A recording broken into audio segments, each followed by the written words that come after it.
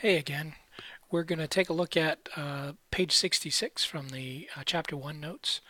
And this is another example that we're going to get some practice with our integrating factor method. And you'll notice right away that this is not just a differential equation, but it's actually an initial value problem because we've got an initial value here. So we're going to follow our steps and kind of walk through that process. And as before, if you remember, step 1 was all about rewriting. So for step 1, we're going to rewrite our differential equation. Specifically, in this case, we're going to rewrite it so that all of our terms that have the the dependent variable are on the left-hand side. So dy dx, our y is our dependent variable. We're going to move this term over here to the other side. So plus, and I'm going to rewrite it to make it a little bit easier to see. So this is going to be 2 over x times y. Again, everything's going to be times your dependent variable here to the first power. That's what makes it linear. And that thing sitting in front of it, that's going to be your g that we can use to find our integrating factor. What's left on the other side is just 3. And so you can pretty clearly see that what we've just found is our g function. In this case, this is going to be g of x. And so that's what we're going to use to be able to do step 2. And step 2 is all about find that integrating factor. So I'm going to take that mu, or I'm going to find that mu of x by taking e to the integral of g, that's an integral, g of x dx.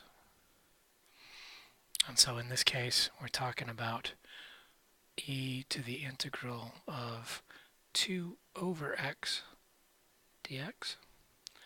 And that's 2 times x to the negative 1. That's a natural log type situation. And so this is just going to be e to the 2 natural log of x, which with a little bit of, and technically it's absolute value, but we're exponentiating, so it doesn't matter. Technically, with a little bit of arithmetic, you find out that that's the same thing. Pull the 2 inside, make it x squared. This is the same thing as x squared. So we found out that our integrating factor is x squared. And so now we're going to see how this works in practice. So step 3, use your integrating factor. You're going to multiply through by that thing. So I'm going to multiply x squared times my entire equation. So times dy dx plus 2 over x times y equals 3. So multiply by the whole equation. And if I multiply through in each term, you can see something interesting happens with the second term. I wind up with x squared times 2 over x. That's just 2x times y. The other side still multiplied by the x squared is 3x squared. Now, if we did this right, then we should see, and we will, we should see that these two terms right here really boil down to the product rule for differentiation. You can notice this is 2x times y, that's the derivative of something times y, the derivative of x squared times y over here. And this is x squared times the derivative of y with respect to x.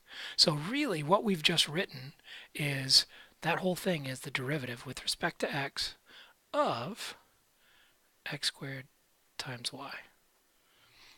That whole thing is nothing more than the derivative of x squared times y using the product rule.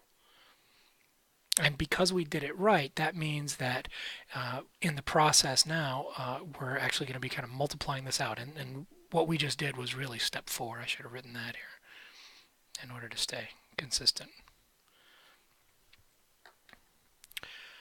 And so because I've just verified that this is indeed the product rule, that means that the left-hand side, the derivative with respect to x of x squared times y, has to equal just plain old 3x squared on the other side. And now I'm ready for step 5. And step 5 says, okay, if you've got it verified, go ahead and integrate both sides. And we're going to integrate both sides, in this case with respect to x. And when we do that, this thing just kind of falls apart. It's taking the integral of the derivative, so it's really just x squared y equals, and there's technically a, oops, let me scoot it up so you can see. I'm talking like you can see it. Sorry, didn't realize it. The right-hand side, I'm going to get the constant of integration absorbed over there. So it's going to be the integral of 3x squared dx, which is a simple enough integral for us to tackle. The left-hand side, through the process of integration, technically there's a constant here, but we're just going to kind of throw it over there. So we've got x squared times y equals this thing after a little integration gives us x cubed plus a constant. And with a little bit of division here, we wind up with y equals x, and divide by x squared, plus a constant over x squared. We divide each term by x squared. Of course, it's absolutely critical that we hold on to the constant of integration here because there's technically a second term in this solution. And we've just found that y is a function of x. And it looks like this, constant divided by x squared. This is the general solution. So we've just found the general solution. Oops, I keep doing it. Solution. But we're not done. We don't want the general solution. We want the particular solution. So I'm going to add a little note here and say, finding the particular solution.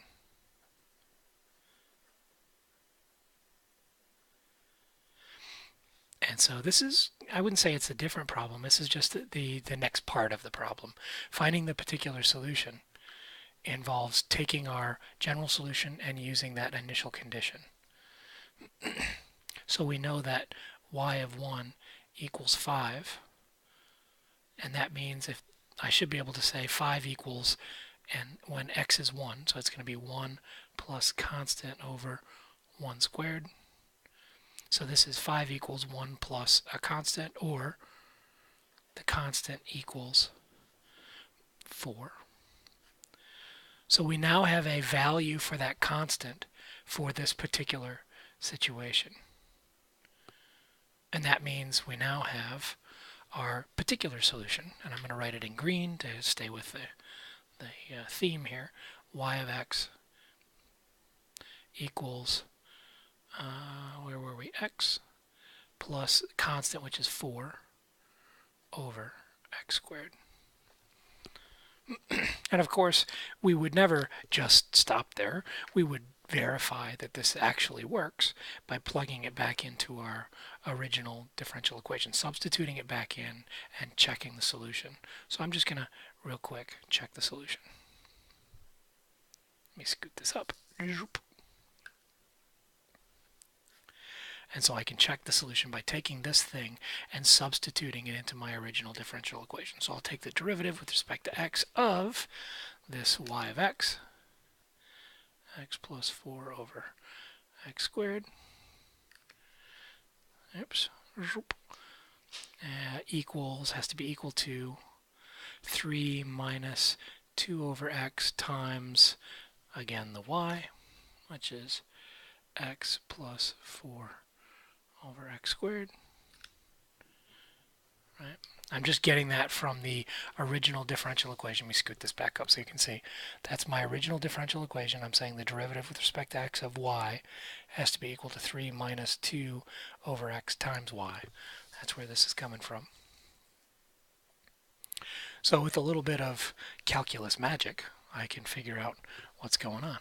So the derivative with respect to x of this is 1, and then minus 2 times 4 over x cubed, so it would be 8 over x cubed.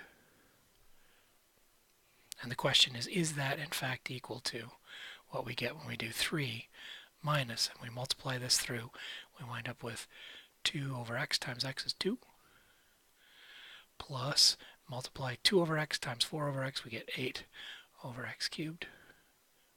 And actually that's not a plus, that's a minus. I can multiply. So 3 minus 2 is 1.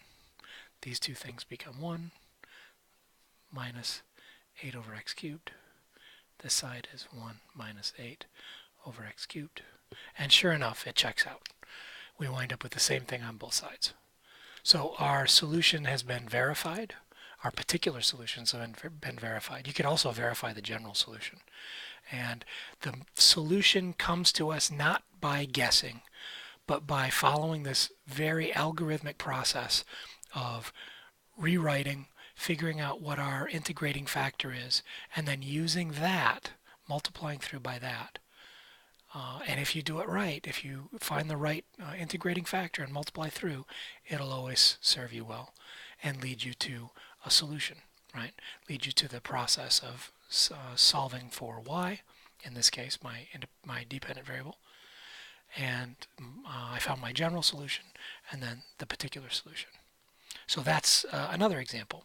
I will note that the very next page there's another example.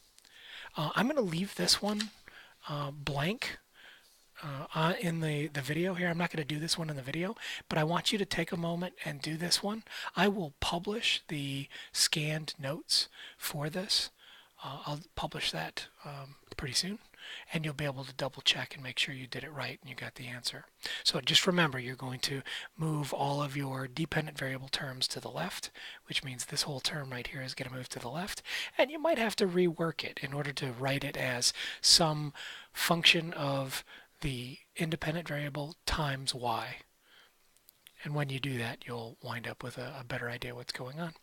So we'll hit pause here, and then there's one more problem that we want to take a look at, which is an application problem.